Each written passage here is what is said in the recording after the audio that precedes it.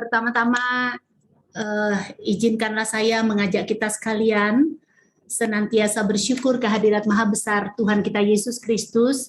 Pada hari ini kita boleh berjumpa dalam keadaan sehat, semuanya karena berkat penyertaan Tuhan, walaupun hanya melalui Zoom meeting.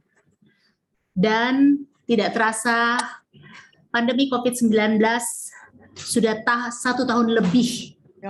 Dan situasi pandemi ini meluluh lantakkan seluruh sendi-sendi kehidupan kita, sampai juga kepada wilayah private, yaitu dalam hal beribadah. Dan kita bersyukur, khususnya warga GKE, secara khusus pada hari ini kita boleh beribadah online dalam rangka memberikan penguatan kepada seluruh kita, baik yang sehat, bahkan bagi yang Bapak Ibu terpapar COVID-19 dengan ibadah online. Secara khusus, keadaan situasi pandemi COVID-19 ini, mari kita bahu-membahu untuk bangkit memerdekakan diri kita dari virus COVID-19. Saya berharap warga GKE tetap semangat, dan dengan kegiatan hari ini sebagai salah satu cara untuk menaikkan imun tubuh dengan membangun sistem iman kita dengan penuh keantusiasan dan kegembiraan dalam kebersamaan. Bapak Ibu yang kekasih di dalam Tuhan, saya perlu informasikan juga bahwa saya sendiri pun, walaupun saya sudah 2 kali divaksin, saya sempat terpapar COVID-19 selama 7 hari. Dan puji Tuhan, hari ke-8 ketika saya melakukan PCR, saya sudah dinyatakan negatif. Dan sepanjang pengalaman saya, ketika saya menjalani isolasi mandiri, saya mengambil waktu secara pribadi untuk mendekatkan diri kepada Tuhan. Dan rahasianya adalah bagaimana kita bereaksi positif untuk mengatakan bahwa kita harus bersahabat dengan virus COVID-19 dalam arti bagaimana pikiran, hati, dan juga jiwa kita benar-benar terpaut kepada Tuhan. Dan secara khusus saya mau sampaikan bahwa virus COVID-19 ini benar-benar ada di tengah kehidupan kita. Saya kehilangan kakak kandung saya, meninggalkan kita semua karena terpapar COVID-19. Bahkan ibu kandung saya, umur 87 tahun, pun terpapar COVID-19. Dan puji Tuhan, tanpa obat-obatan, hanya dengan meminum vitamin, melakukan isolasi mandiri, berjemur, dan selalu berbahagia setiap hari beliau membaca Alkitab dan memperkatakan kata-kata iman yang ada di Mazmur 91. Beliau 14 hari sembuh dan sekarang sehat sekali. Oleh karena itu sekali lagi pengalaman ini mengajarkan kepada saya dan kita semua bahwa sebenarnya virus COVID-19 adalah virus yang memang ada di tengah-tengah kita. Kita tidak perlu takut, tidak perlu paranoid, tetapi kita tetap harus waspada. Bagaimana caranya? Dengan kita melakukan protokol kesehatan secara disiplin, 5M, dan juga yang paling penting adalah divaksin. Karena ketika kita melakukan vaksin, itu akan jauh lebih baik. Beberapa waktu yang lalu, Bapak Ibu, sebagai anggota DPR RI, saya melaksanakan kegiatan vaksinasi massal secara mandiri di 3 kabupaten, Barito Selatan, Barito Timur, dan Gunung Mas, masing-masing untuk 500 orang. Dan sebentar lagi, puji Tuhan, saya mendapatkan 5.000 vaksin, 5.000 untuk 5.000 orang. 1.000-nya saya akan lakukan vaksinasi di awal September di Kota Palangkaraya. 4.000 saya berikan kepada Kabupaten Kapuas, karena kebetulan Kabupaten Kapuas sangat luas sehingga membutuhkan vaksinasi lebih banyak. Oleh karena itu saya mengundang warga GKE di Kota Palangkaraya dan Kapuas yang memang ingin vaksin, ada kesempatan untuk mengambil bagian dalam vaksinasi yang saya laksanakan secara mandiri. Sekali lagi, vaksin ini penting, seperti yang terjadi kepada saya. Saya tidak tumbang, tidak parah ketika terpapar COVID-19. Akhirnya, dengan penuh sukacita dan ucapan syukur, saya mengajak kita sekalian untuk dapat bersama-sama beribadah dalam ibadah penguatan di tengah pandemi. Saya bangga dan mengapresiasi Gereja Kalimantan Evangelis selalu hadir dan ada di tengah-tengah jemaat di setiap musim kehidupan. Pun di saat kita mengalami kesusahan, kesedihan di tengah pandemi COVID-19. Sekali lagi saya berharap dengan ibadah ini membangkitkan semangat kita untuk kita kuat, untuk kita tidak boleh menyerah, untuk kita tidak boleh putus asa, untuk kita terus mengatakan, Tuhan sungguh amat baik. Jangan bersedih, Tuhan Yesus yang sama melakukan mujizat yang sama buat kita sekalian, menyembuhkan kita, memulihkan kita untuk keluar dari pandemi COVID-19. Jangan lupa bahagia, selamat beribadah, Tuhan Yesus memberkati. Terima kasih. Amin, Tuhan Yesus memberkati kita. Ibu Ari Egani, Menbahat SHMH, Ketua Sinode GKE, telah memberikan pengantar dan juga kesaksian iman untuk kita semua. Sekali lagi terima kasih Ibu Ari, tetap berkarya, bertugas, dan terus mewakili kami di Kalimantan Tengah untuk di pusat ya. Baik, tema ibadah kita pada malam hari ini, hidup adalah pilihan, yang akan disampaikan dalam pemberitaan firman Tuhan oleh Bapak Pendeta Emeritus Tawar Suwarji MTH. Bapak Ibu, firman Tuhan berkata, di mana 2 atau 3 orang berkumpul, aku ada di tengah-tengah mereka. Kita meyakini di setiap peribadatan kita ada kuasa Tuhan yang hadir menaungi kita. Mengawali ibadah ini kita menyanyi sebuah pujian kasih dari surga. Kita putar, tutup. Jangan lolok.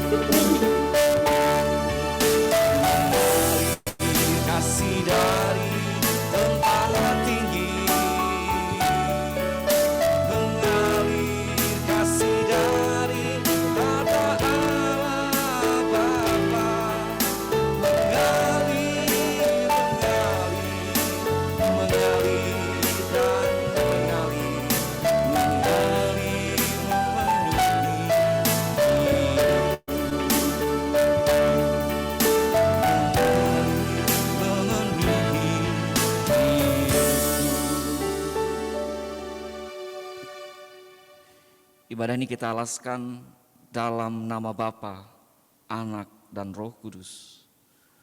Kasih karunia dan damai sejahtera dari Allah dan Bapa kita dan dari Tuhan Yesus Kristus menyertai saudara. Amin. Mari kita bersatu di dalam doa. Tuhan, dengan kuasa-Mu berkenan mengumpulkan kami dalam persekutuan ini. Sebab kami tahu bahwa kami hidup tidak hanya dari roti saja, tapi dari setiap firman yang keluar dari mulut-Mu. Engkau tahu kami bergantung pada kasih dan kemurahan-Mu saja. Biarlah kuasa Tuhan bekerja di balik nyanyian, di balik pemberitaan firman-Mu. Tuhan memberkati sarana prasarana yang kami pakai sepanjang ibadah ini. Tuhan berkenan memulihkan keadaan kami, sehingga kami layak duduk serta dalam persekutuan yang indah ini. Dan biarlah Tuhan menyatakan kehendak-Mu bagi kami sekalian. Di dalam nama Tuhan Yesus kami berdoa. Amin. Sebelum kita mendengarkan pemberitaan firman Tuhan, kita menyiapkan hati kita. Kita menyanyi dari pelengkap Kidung Jemaat 124, di saat ini kau perlu Tuhan.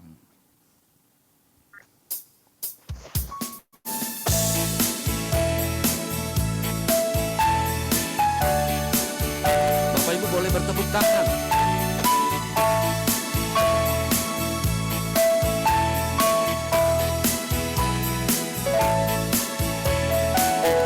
Di saat ini kau perlu Tuhan, di saat ini kau perlu jangan, harus lakar,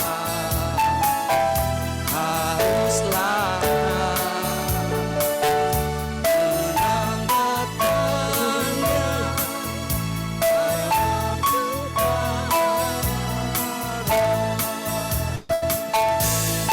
Dialah Yesus, sangat utara, juru selamat satu-satunya, harus lakar, harus lakar.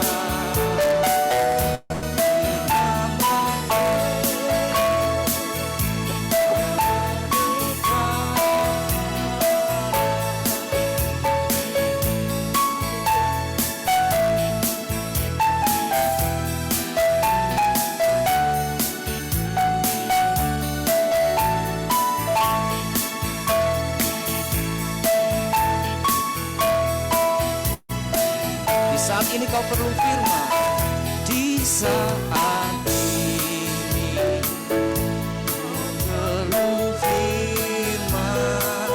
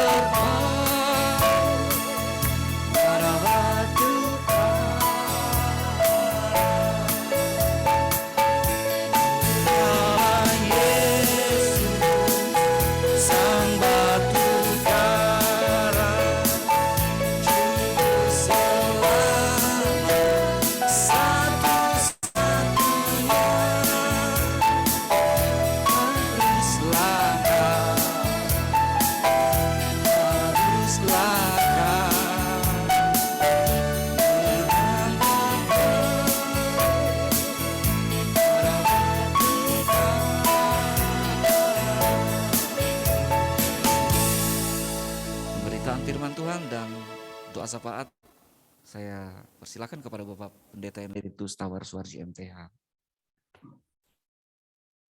Baiklah, selamat malam untuk kita sekalian. Suara saya bisa didengar? Bisa Pak, jelas sekali. Jelas sekali, Pak. Sangat jelas. Sangat jelas, Pak. Baiklah, sebelum pemberitaan firman, kita bersatu dalam doa. Kita berdoa. Ya Allah, firman-Nya hidup. Dalam rangka penguatan bagi kami sekalian, kami ingin mengalaskan pertemuan kami di dalam firman.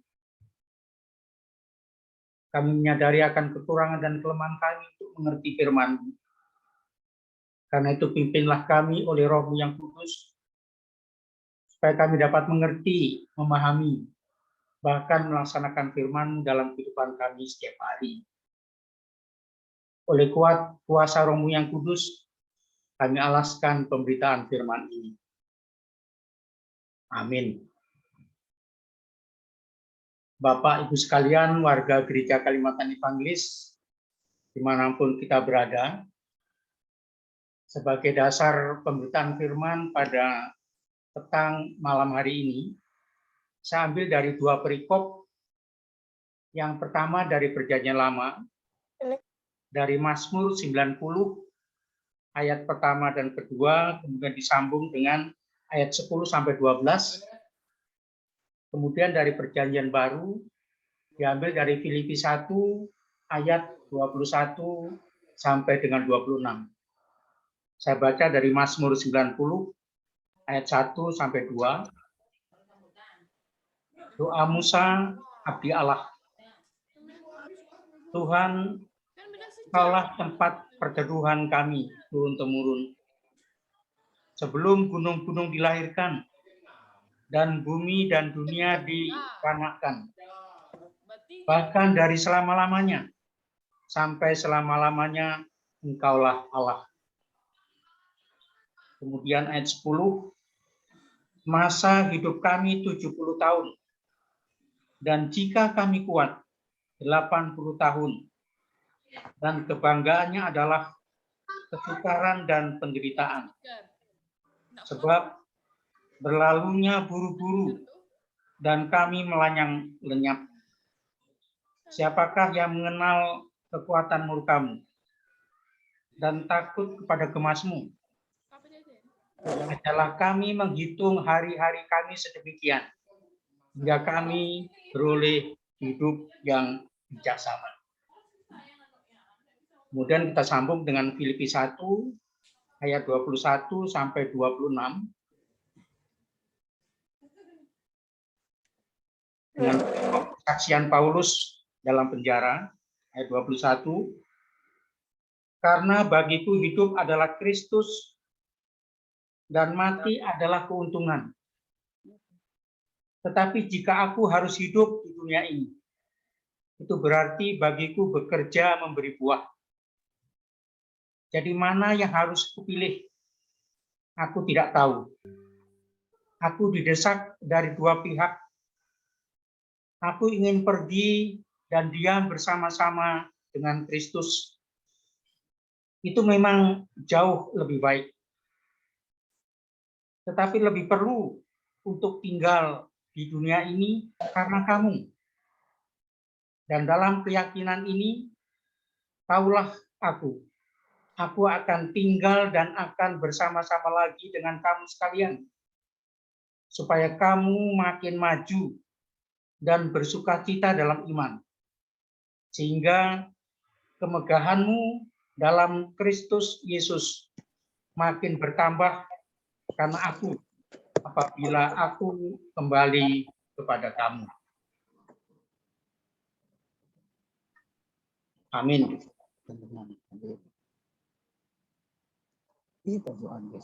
Bapak, Ibu, saudara-saudari sekalian, warga Gereja Kalimantan Evangelis, dimanapun berada, selamat malam, salam sejahtera bagi kita semua. Salam. Salam. Belum. Bapak Ibu sekalian, dalam kehidupan kita ini,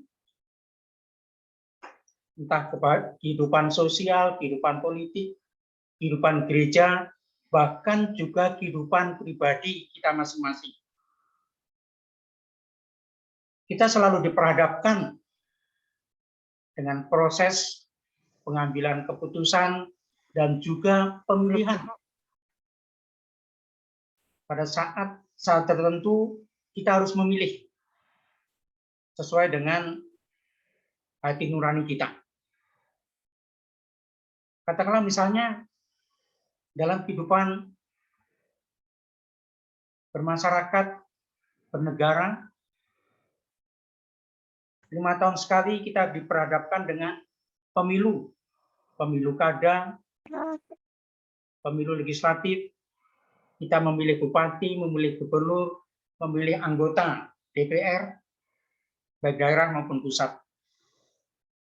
Dalam kehidupan gereja pun juga sama. 5 tahun sekali kita juga diperhadapkan dengan proses pemilihan.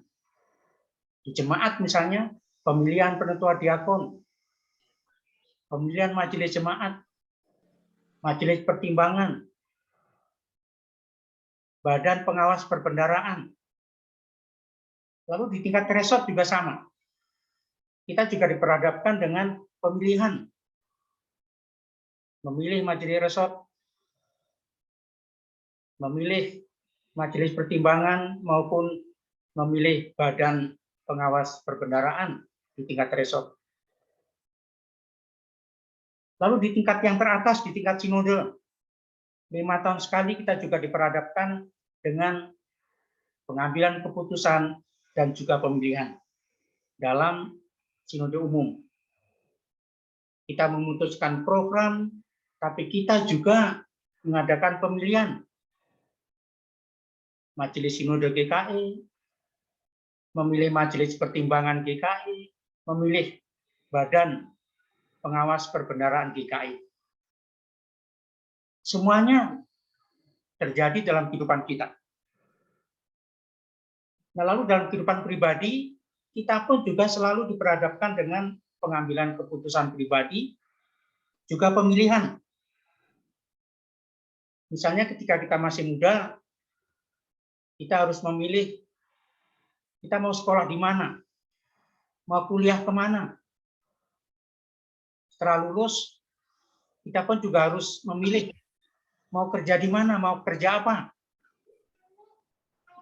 Kalau sudah punya pekerjaan, kita pun juga harus memilih calon pasangan hidup kita, memilih calon istri kita, memilih calon suami kita. Nah, karena itu hidup adalah pilihan. Inilah yang menjadi tema dari khotbah pada petang hari ini. Bapak Ibu sekalian, hidup kita ini tidak bisa berhenti. Hidup kita ini terus berlangsung sampai kapanpun. Walaupun sekarang ada pandemi, kita harus hidup terus. Kita pun juga harus tetap berhadapan dengan pilihan-pilihan dalam kehidupan kita. Jangan sampai karena pandemi, kehidupan kita, aktivitas kita kemudian berhenti. Bahkan bisa juga kemudian karena pandemi menjadi penyebab kita ini tidak melakukan pekerjaan apa-apa. Sekali lagi, hidup kita ini berjalan terus. Kalau hidup kita ini berjalan terus, maka kita pun juga harus ikuti dengan bekerja, mengambil keputusan, menetapkan pilihan-pilihan. Nah, sekarang kita mengambil contoh dari 2 tokoh Perjanjian Lama dan Perjanjian Baru. Saya mulai dengan tokoh Perjanjian Baru, Paulus, dalam Filipi 1 ayat 21 sampai 26. surat pada jemaat Filipi ini ditulis Paulus ketika Paulus berada dalam penjara. Dan para penafsir mengatakan kemungkinan besar dia dalam penjara di Roma. Bukan di Efesus maupun di Kaisaria. Nah, ketika dia penjara sebetulnya usianya sudah semakin lanjut. Dan ada peristiwa sebelumnya yang dialami, bisa kita baca dalam 2 Korintus pasal 12, ayat 7-10, Paulus menderita penyakit seperti duri dalam dagingnya. 3 kali ia berdoa supaya Tuhan mencabut duri itu, sehingga dia sehat dan dapat bekerja lagi dengan sempurna. Tapi yang menjadi jawaban dari Tuhan, cukuplah kasih karuniaku, sebab justru dalam kelemahanmu, kuasaku menjadi sempurna. Itu berarti Paulus sakit itu pun berada dalam konteks rencana Tuhan. Dan ternyata betul, ketika dia sakit, dia masih bisa memberitakan Injil, berita sukacita kepada banyak orang. Dan apa yang dikatakan Yesus kepada para murid dulu di pantai Galilea, mari ikut aku, kamu akan kujadikan penjala manusia, masih berlaku dalam kehidupan Paulus. Dan juga ketika di penjara, dia berada dalam kondisi sangat-sangat terbatas, dalam kondisi yang juga lemah karena semakin tua. Ternyata memang kuasa dari Allah menjadi sempurna. Banyak orang-orang yang di penjara kemudian percaya kepada Kristus.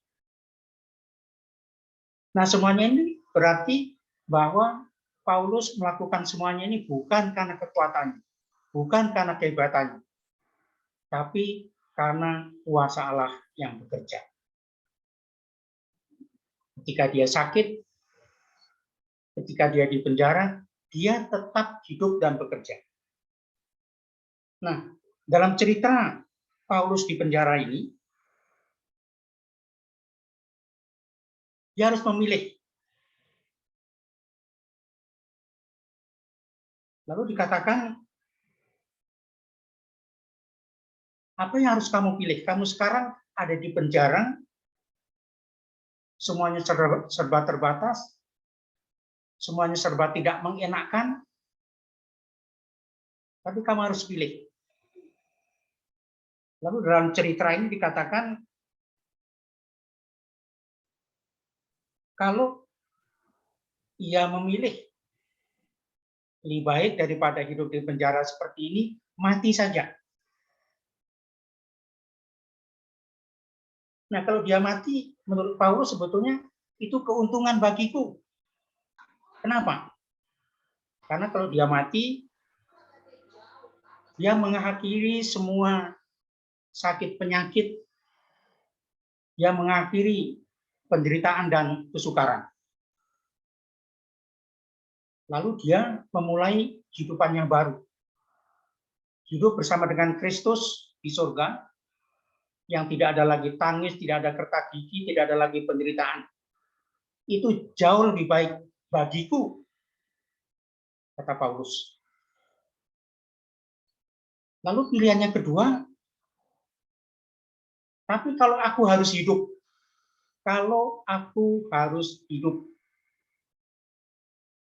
aku harus bekerja untuk menghasilkan buah. Dia sebetulnya agak bimbang memilih yang mana, yang pertama atau yang kedua. Tapi akhirnya Paulus pun memilih yang kedua. Lebih baik aku hidup, dan untuk mengisi kehidupan ini, aku harus bekerja untuk menghasilkan buah.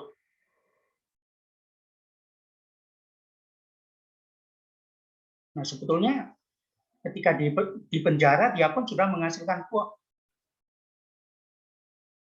Tapi dia juga masih berharap dengan optimisme, nanti kalau aku sudah bebas dari penjara,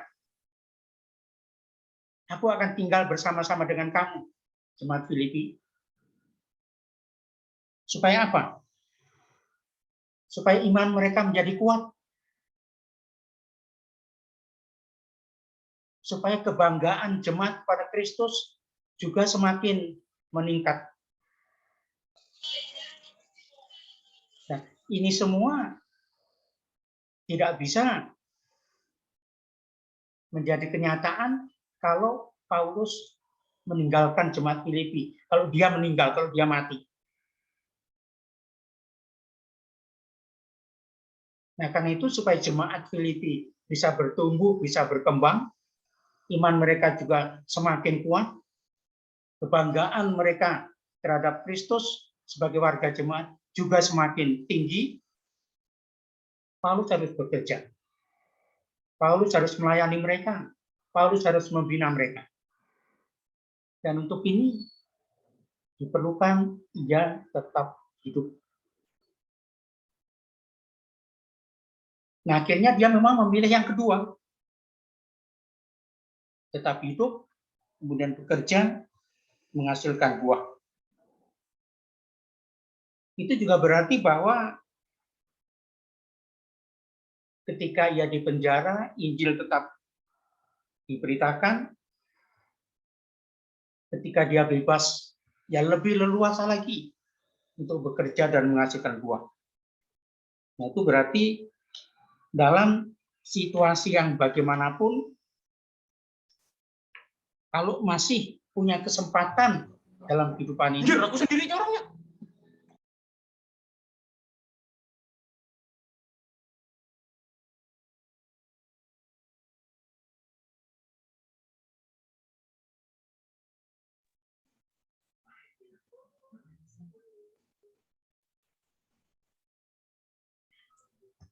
Suaranya, Pak. maaf, Pak Pendeta Tawas, suaranya mati. Oke, ya, kedengaran ya? Kedengaran. Pak, kedengaran. Ya. Oh ya. Jelas. Lalu tokoh yang kedua Musa. Musa yang mengarang Mazmur 90 ini. Kemungkinan waktu dia menulis ini, dia juga sudah menjadi tua. Karena itu dia berbicara mengenai usia yang memang sudah tua. Dia bicara mengenai usia 70 tahun, 80 tahun. Barangkali ini juga merupakan pengalaman hidupnya. Dia sudah melewati usia 70 tahun, dan dia katakan, kalau kuat bisa mencapai 80 tahun. Tapi dengan catatan, kebanggaannya adalah penderitaan dan kesukaran. Saya kira ini alamiah. Saya ini bulan November yang akan datang, usia saya 75 tahun. Belum sampai 80. Tapi ya sudah mulai juga ada kesukaran secara fisik. Tapi ini alamiah. Nah, dalam hidup ini, Musa tidak terlalu menekankan panjangnya usia. Apakah 70, apakah 80, apakah 90, dan seterusnya. Tapi kualitas kehidupan itu menurut Musa diukur dari falsafah hidup yang diterapkan. Musa mengatakan kepada Tuhan, ajarlah aku menghitung hari-hari hidupku sedemikian, sehingga aku memperoleh hati yang bijaksana. Artinya bagi Musa sebetulnya pendek atau panjang usia itu tidak menjadi soal. Tapi yang penting bagi dia umur pendek ataupun umur panjang, melandasi kehidupannya dengan filosofi kehidupan hati yang bijaksana. Nah, Musa rupanya memilih hal yang kedua ini. Bukan panjangnya usia yang menjadi tanda kualitas kehidupan, tetapi isi dari kehidupan itu. Memang dalam realitas kehidupan kita kadang-kadang ada orang yang hidup dengan bijaksana, yang baik, yang sangat diharapkan oleh lingkungan, dia meninggal dalam usia muda. Lalu kerabatnya mengatakan, aduh sayang sekali, dia orang baik, tapi kenapa dipanggil tua dalam usia yang muda?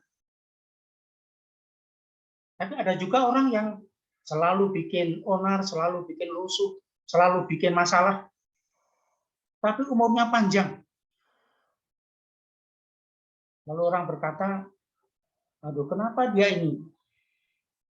Orang yang selalu bikin masalah, kok umurnya justru panjang? Kita memang tidak bisa memilih. Yang menentukan adalah Tuhan. Nah, kembali lagi, kedua orang ini, baik Musa maupun Paulus, mempunyai falsafah hidup. Hidup adalah kesempatan. Kalau diberikan kesempatan hidup, maka harus bekerja. Dan agar pekerjaannya itu berbuah baik, harus dilandasi dengan hati yang bijaksana. Hati yang bijaksana itu artinya kalau mengambil keputusan dipertimbangkan sebaik mungkin. Kalau itu perlu pemikiran, dipikirkan secara masak-masak, secara rasional, sehingga semuanya muncul dari hati yang bijaksana. Nah, apa artinya ini semua, Bapak Ibu sekalian? Artinya ialah bahwa kita ini kalau masih diberikan kesempatan Tuhan untuk hidup, maka hidup itu harus diisi dengan kerja supaya menghasilkan buah. Dan supaya buahnya baik, maka pekerjaan itu harus dilandasi dengan sikap hidup dari hati yang bijaksana.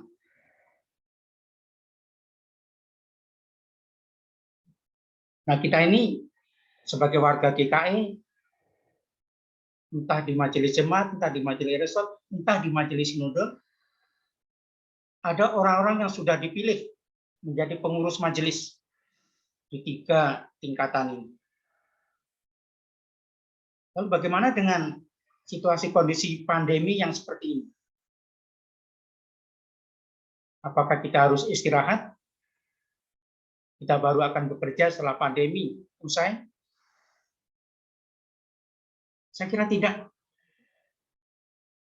Selagi hayat masih di kandung badan, dalam situasi dan kondisi yang bagaimanapun, dua tokoh tadi, baik Musa maupun Paulus, kita harus tetap hidup dan bekerja untuk menghasilkan buah.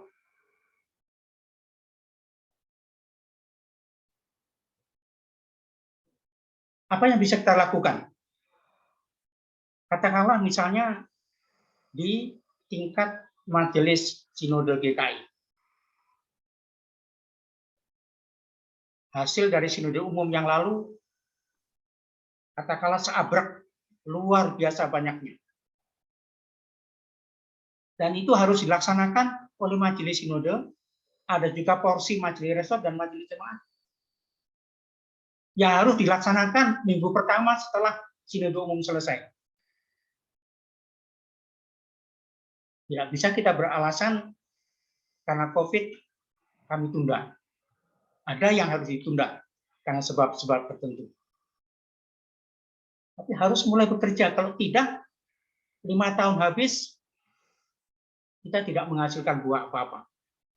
Nah, Majelis Sinode sebetulnya sudah memilih program apa yang urgen, yang mendesak. Saya hanya mengambil beberapa contoh saja. Misalnya yang pertama, ada program restrukturisasi agar struktur organisasi gereja kita ini sejajar dengan struktur organisasi pemerintah.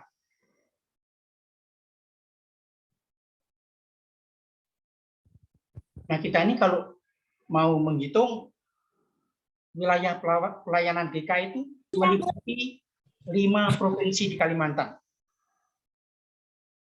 Lalu ditambah 1 jemaat di Jakarta, nanti akan tambah lagi 1 jemaat di Jogja, akan tambah lagi 1 jemaat di Surabaya. Ini berarti GKI bukan hanya gereja wilayah, tapi gereja yang bersifat nasional. Jika demikian, jika GKI bersifat nasional, maka GKI pun sebetulnya juga punya hak untuk mendapatkan dana hibah dari APBN. Kalau ada kegiatan-kegiatan bersifat sinodal, kita sebetulnya punya hak untuk mendapatkan bantuan dari APBN. Nah, di sini ada Ibu Ari Egani sebagai anggota DPR RI. Ada Pak Willy Yosef, juga anggota DPR RI. Kemudian ada Pak Teras Narang, anggota DPD, Ketua Komite 1. Kita mengharapkan bapak-bapak yang masuk dalam organisasi secara nasional ini bisa membantu mewujudkan mimpi. Ini sudah lama sebetulnya dibicarakan.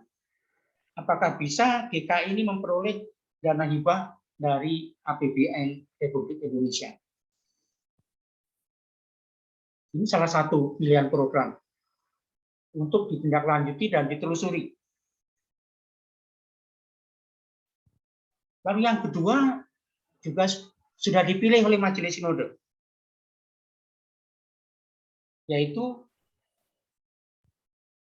pemindahan ibu kota negara tahun 2024 yang akan datang ke Kalimantan Timur.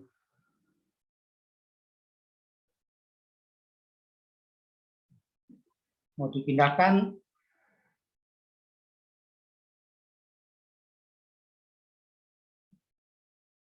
ke kabupaten yang paling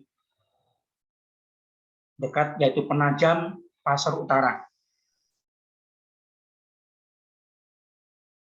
Nama kecamatan di mana ibu kota ini akan dibangun adalah Kecamatan Sepaku.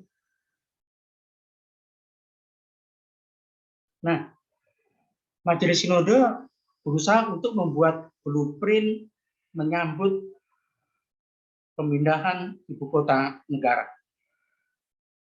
yang nanti isinya penetapan tujuan dan sasaran, penyusunan strategi, pelaksanaan program dan fokus kegiatan, dan yang terakhir langkah-langkah yang harus dilaksanakan oleh Majelis Sinode GKI. Ini juga termasuk pilihan yang mendesak. Dalam salah satu bukunya, Pak Teras mengatakan dalam konteks pemindahan ibu kota negara ini, kita harus mengisinya. Kita harus berperan di dalamnya secara aktif. Lalu dalam bahasa Ngaju, beliau katakan begini, amun dia itah ewe hindai, amun dia wayatuh kayak hindai. Berarti kita harus hidup, bahkan bekerja keras. Waktu yang tersisa hanya kira-kira 2,5 tahun. Nah, itu berarti blueprint Majelis Sinode ini harus segera selesai.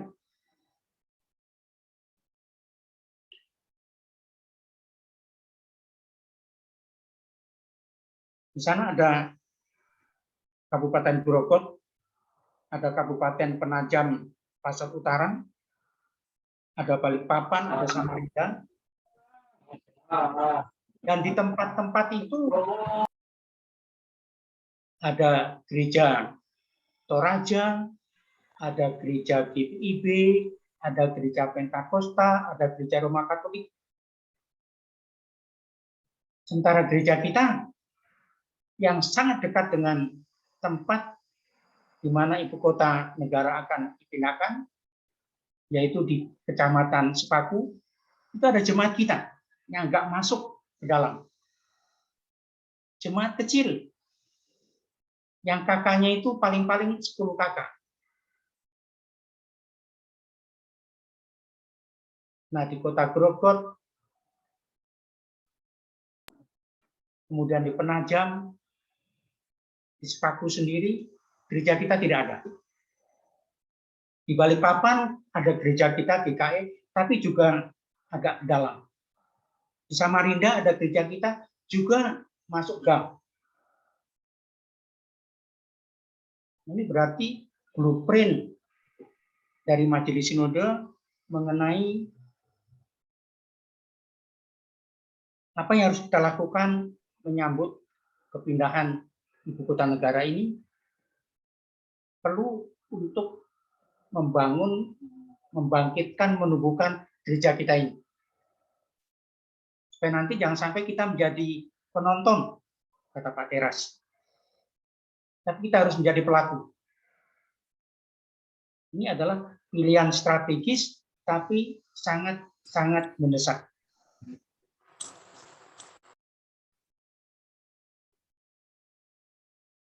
Lalu di bidang keuangan, Majelis Sinode sendiri juga sudah punya pilihan. Yang pertama, pematangan persiapan sentralisasi gaji pegawai GKI yang akan dimulai tahun 2023. Dulu Ketua Umum kita yang lama, Pak Pendeta Wardinan, pernah punya mimpi mengatakan begini, nanti Pak Tawar, kalau sentralisasi penggajian itu bisa berlaku, seluruh gaji pendeta-pendeta baik di jemaat kota maupun di jemaat pedalaman, semuanya secara adil dapat diterima. Lalu termasuk para vikar, para pendeta yang di wilayah-wilayah PI yang jauh di pedalaman. Itu pun juga bisa digaji dari sentralisasi keuangan ini. Saya katakan puji Tuhan. Karena sampai saat ini masih ada 41 orang vikar dan pendeta yang gajinya masih diusahakan oleh PKB, Pemberitaan Kabar Baik. Saya kira kalau ini terjadi memang GKI akan bertumbuh baik dari segi kualitas maupun kuantitas. Barangkali anggota GKI tidak hanya 340.000 sekian, nanti 500.000 sekian, nanti 1 juta sekian. Karena pekabaran Injil berjalan dengan baik dan sempurna. Jadi yang disebut dengan evangelism explosion, ledakan penginjilan, betul-betul bisa akan terjadi. Kemudian masih bidang keuangan, penanggulangan pembayaran iuran pensiun lembaga dan pribadi dari Majelis Resort Majelis Sinode GKI juga akan segera ditertibkan dan dicari solusinya agar tidak mengganggu keuangan Majelis Sinode dalam pelaksanaan program, karena harus menalangi untuk membayar ke dana pensiun GKI. Lalu yang ketiga, juga dicatat supaya GKI memanfaatkan aset-aset GKI yang berupa tanah. Dari Bupati Gunung Mas katakan akan membantu 1.000 hektar, walaupun pengelolaannya barangkali Majelis Resort Palapurun, tapi toh ini kepentingan kita. Kemudian Bupati Mura juga membantu dalam rangka pembiayaan Pemberitaan Kabar Baik, membantu 40 hektar. Nah, semuanya ini akan berdaya guna kalau mulai dimanfaatkan.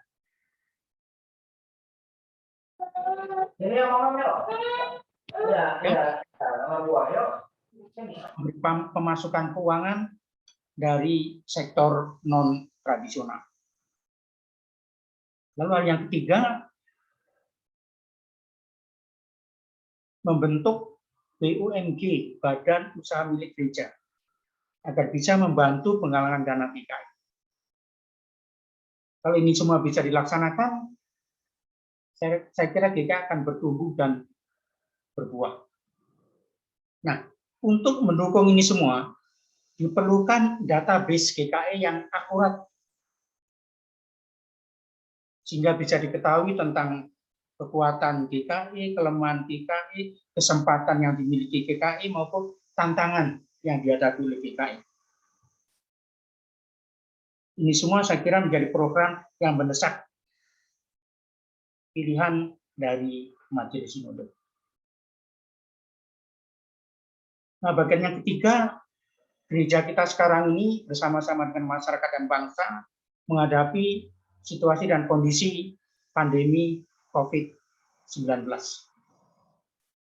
Ini memang perlu pilihan-pilihan. Kalau pemerintah sudah jelas, PPKM keempat diperpanjang, penyekatan diperketat, vaksinasi digalakkan, bantuan sosial dikucurkan. Nah, tadi misalnya salah satu ketua kita, Ibu Ari Egani, mengadakan vaksinasi bagi masyarakat secara gratis. Ini artinya juga bekerja dan menghasilkan buah. Dan kalau saya mengikuti koran Kalteng Pos, baik Pak Ben Brahim maupun Ibu Ari Egani, sampai hari ini kita bekerja keluar rumah, pergi ke desa-desa untuk pelaksanaan program pemerintah kabupaten. Walaupun memang pandemi menjadi kendala, tapi harus bisa untuk mengatasi semuanya.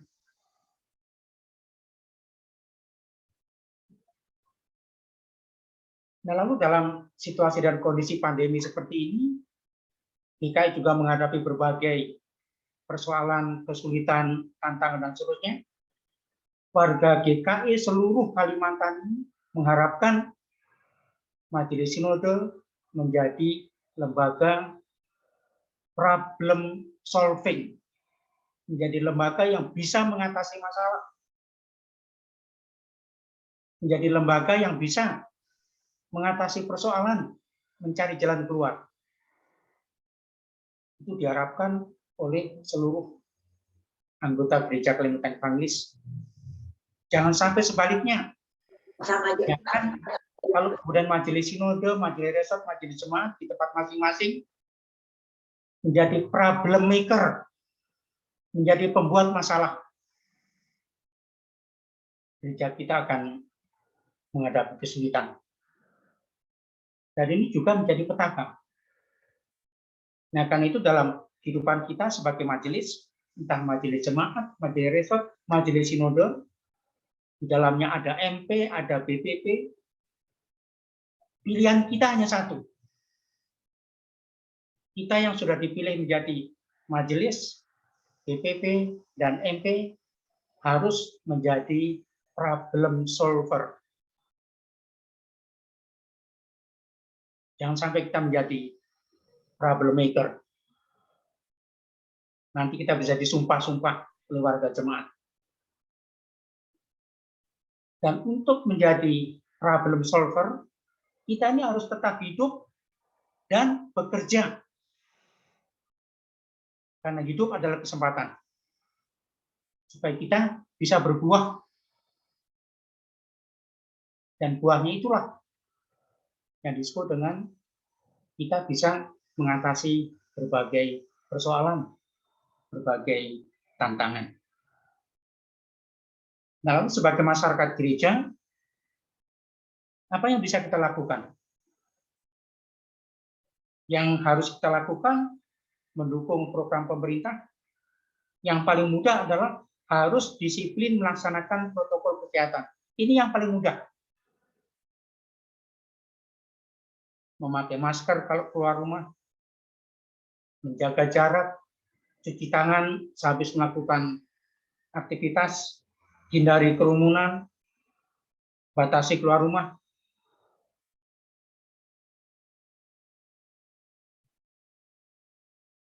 Saya kira ini salah satu pilihan, tetapi kita harus hidup dan bekerja.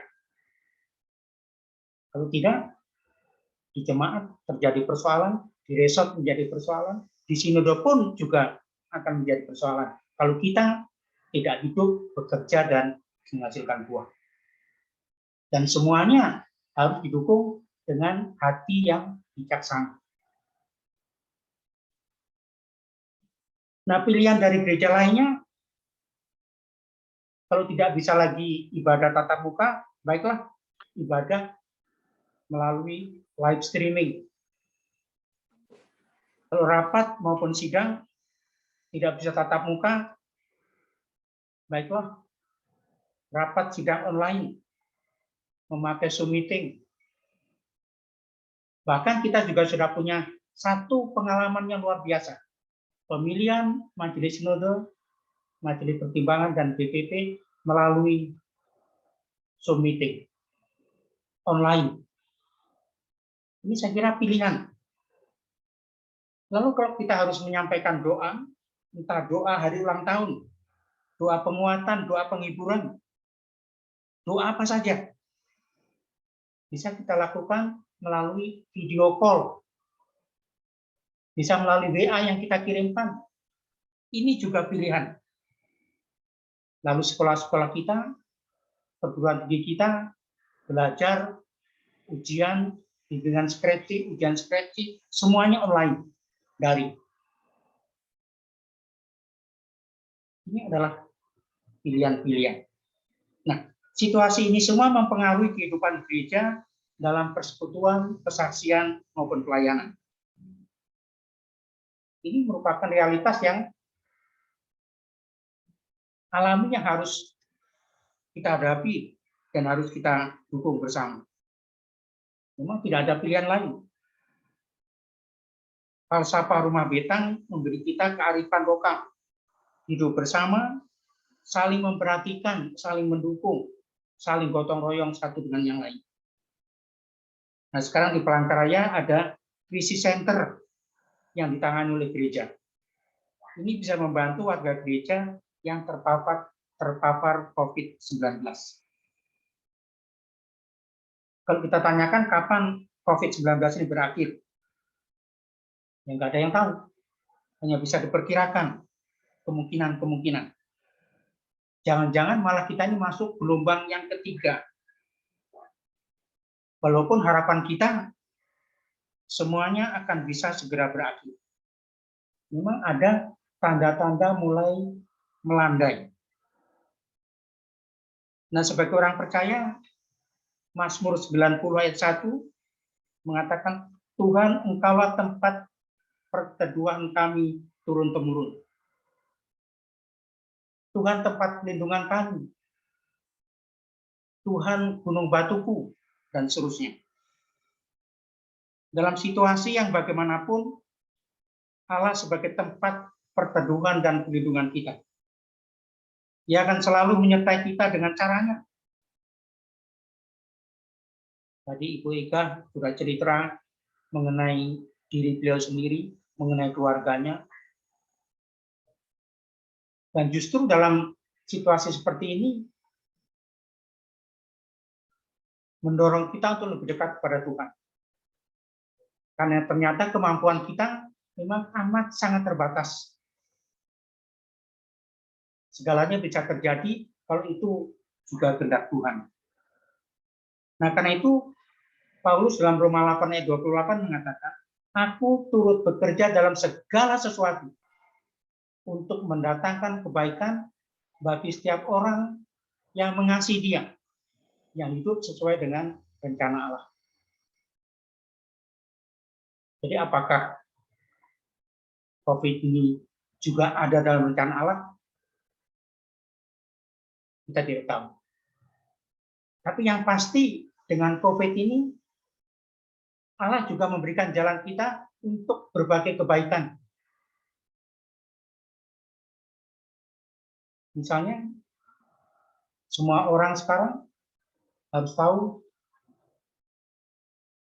teknologi informasi, harus tahu mempergunakan alat-alat komunikasi yang canggih. Dan semuanya ini adalah menjadi kebaikan bagi kita semua. Dulu kalau mengirim surat dari pedalaman, dari Hulu Kahayan sana ke Majelis Sinode, bisa berminggu-minggu. Tapi sekarang dalam hitungan detik, diketik di tewa sana, kirim melalui WA, dalam waktu yang hampir bersamaan sampai di Majelis Sinode. Ini semua adalah sisi yang positif dari situasi yang kita hadapi. Nah, dalam situasi sesulit ini tidak ada pilihan lain kecuali kita bekerja sama dengan siapapun, dengan masyarakat, dengan pemerintah, dengan pihak keamanan, dengan orang muda, dengan orang tua, untuk menanggulangi penyebaran COVID-19 sama-sama. Nah, Bapak Ibu sekalian, jika besok kita merayakan hari ulang tahun kemerdekaan yang ke-76, apa pilihan kita? Saya kira pilihan kita hanya satu. Negara Kesatuan Republik Indonesia adalah harga mati.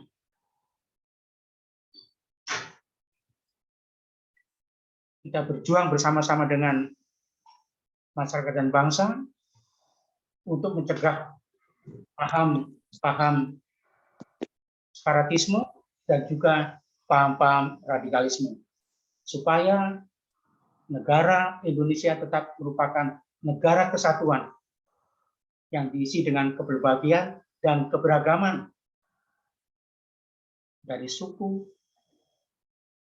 dari bahasa, dari budaya, dari agama, dan sebagainya. Mari Bapak Ibu sekalian, kita memilih yang terbaik, berlandaskan hati yang bijaksana. Jika pilihan kita, apa yang kita kerjakan dalam kehidupan ini, dalam kehidupan bergereja dan bermasyarakat, bersama-sama dengan Tuhan. Karena Tuhan adalah pelindung kita, Tuhan adalah batu pelindungan kita, maka tidak ada sesuatu pun yang mustahil.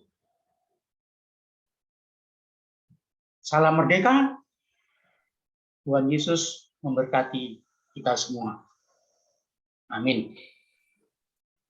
Pak Pendeta, dalam ruang chat ada permohonan supaya didoakan Pendeta Regina keluarga yang terpapar COVID-19.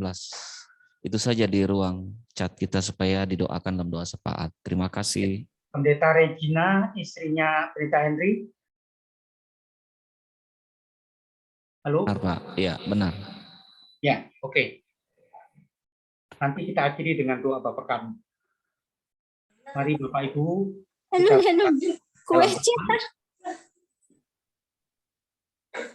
Ya Allah Bapa di surga, Raja kehidupan bagi kami. Kami mengucapkan syukur dan terima kasih atas sapaan firman-Mu kepada kami. Ajarlah kepada kami, pimpinlah kami, supaya dalam kehidupan kami bisa memilih sesuatu yang berkenan kepadamu, karena Tuhan telah memberikan hati yang bijaksana. Sehingga pilihan kami baik sebagai gereja, sebagai pribadi maupun sebagai anggota masyarakat dan bangsa adalah pilihan yang baik dan benar.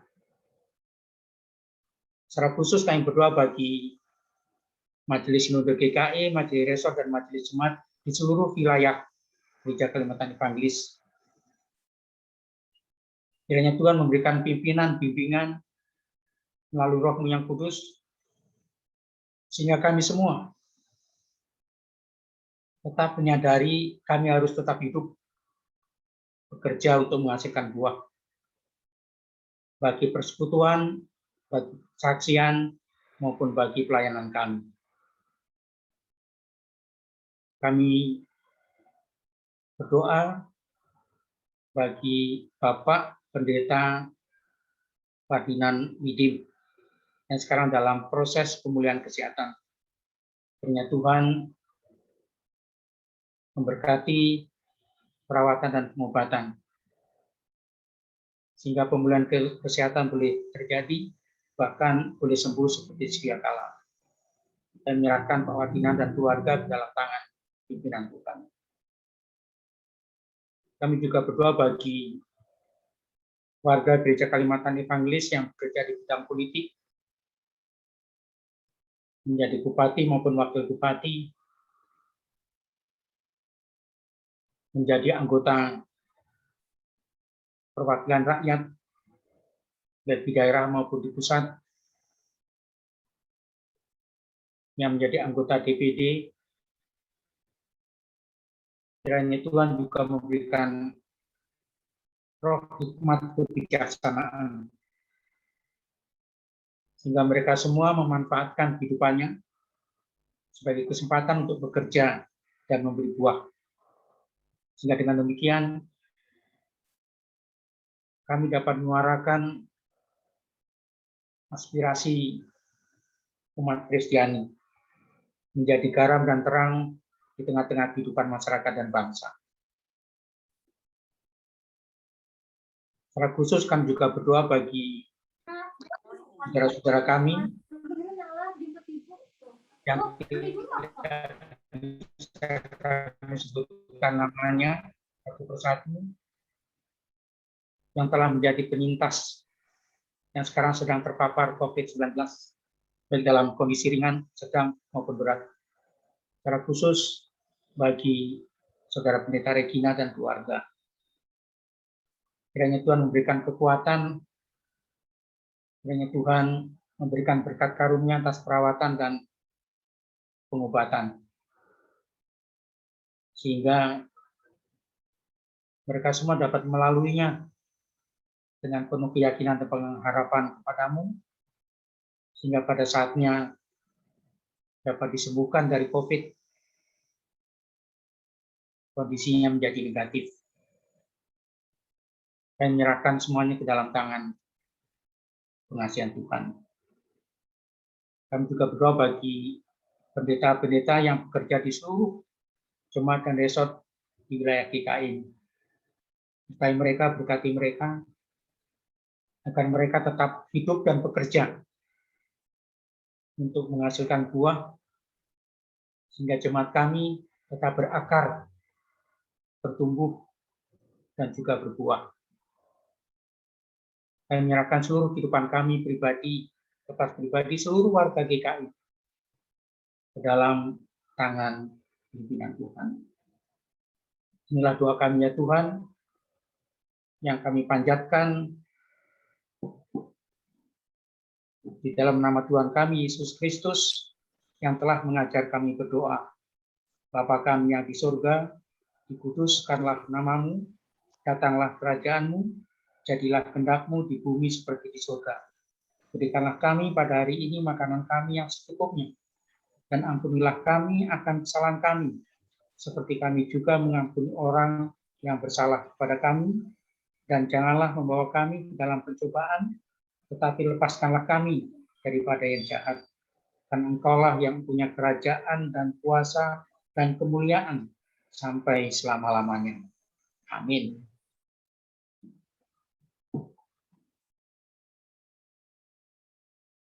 Silakan Pak Tom. Terima kasih Bapak Pendeta Emeritus Tawar Swaji MTH. Bapak Ibu, saudara-saudari, kita diingatkan bahwa hidup bukan tentang panjang atau singkatnya umur kita, tapi tentang isi di dalamnya. Lalu dalam kelemahanlah justru kasih Tuhan itu semakin sempurna dalam diri kita. Untuk merespon pemberitaan firman Tuhan dan doa syafaat tadi, saya mengajak Bapak Ibu di rumah untuk bersama-sama kami di gedung Majelis Sinode GKI bersama-sama nyanyi, hidup ini adalah kesempatan. Mari kita ingat segala perbuatan Tuhan dalam hidup kita, kesempatan, perlindungan, dan rancangan yang indah dalam hidup kita masing-masing. Hidup ini adalah kesempatan.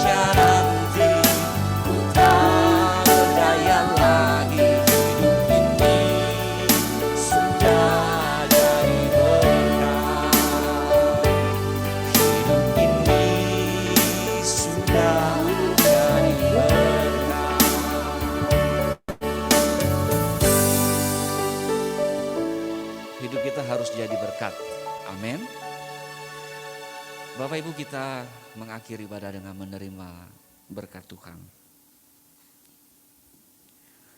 Allah sumber segala kasih karunia yang telah memanggil kita dalam Kristus kepada kemuliaan yang kekal. Dia melengkapi, meneguhkan, menguatkan, dan mengokohkan saudara-saudara dalam mempunyai kuasa sampai selama-lamanya.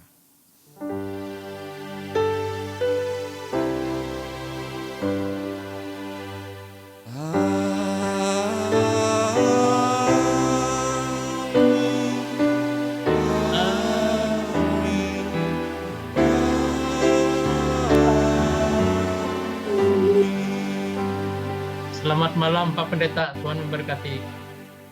Terima kasih Pak Pendeta. Terima kasih. Ya. Izin lab. Malam. Baik, Terima kasih Bapak silakan. Pendeta, terima kasih Bapak Ibu semua. Tuhan Yesus memberkati. Salam sehat. Terima kasih Bu Ari sudah menjadi pengantar. Pak Sekum silakan menyampaikan kata penutup untuk kita semua. Setelah itu kita bisa tegur sapa satu sama lain ya. Dari penyapir. Bapak Ibu Saudara, salam. Shalom. Yang saya hormati rekan-rekan MPH Majelis Sinode. Saya ulangi, yang saya hormati rekan-rekan Majelis Pekerja Harian Sinode Gereja Kalimantan Pengelis. Kami berlima lengkap di sini hadir dalam mengikuti ibadah ini karena sepanjang hari ini kami mengadakan sidang dan sekaligus mengikuti ibadah ini. Yang saya hormati juga Bapak Ibu saudaraku warga Gereja Kalimantan Pengelis dimanapun berada yang mengikuti ibadah penguatan ini. Kami menyampaikan ucapan terima kasih dan penghargaan yang setinggi-tingginya. Yang pertama kepada Ibu Ari Egahni Ben Bahat SHMH yang telah menyampaikan pengantar dalam ibadah ini. Terima kasih Ibu. Kemudian kami juga menyampaikan ucapan terima kasih kepada Bapak Pendeta Emeritus Tawar Suwarji MTH yang telah menyampaikan firman Tuhan untuk menguatkan kita pada malam hari ini. Terima kasih juga kepada Bapak Pendeta Tom Chandra MTH yang bertugas sebagai liturgus untuk kita pada malam hari ini. Terima kasih juga bagi pemain organ, kemudian tim multimedia Majelis Sinode GKE yang telah memfasilitasi kita dalam ibadah ini. Ibadah kita minggu depan tetap kita laksanakan sebagaimana biasa pada pukul 18 WIB, pukul 19 WITA. Dan pada kesempatan ini dengan penuh kasih dan penuh hormat, kami dari MPH Sinode GKE memohon kepada Bapak Ampera Ayimebas SEMM selaku unsur ketua Majelis Sinode untuk menyampaikan kata pengantar pada ibadah kita minggu depan. Dan yang akan menyampaikan firman Tuhan yaitu Ibu Pendeta Dr. Retni Mulyani. Sekian yang dapat kami sampaikan. Mohon maaf kalau ada yang kurang. Tuhan Yesus menyertai dan memberkati kita sekalian. Salam. Shalom. Salam.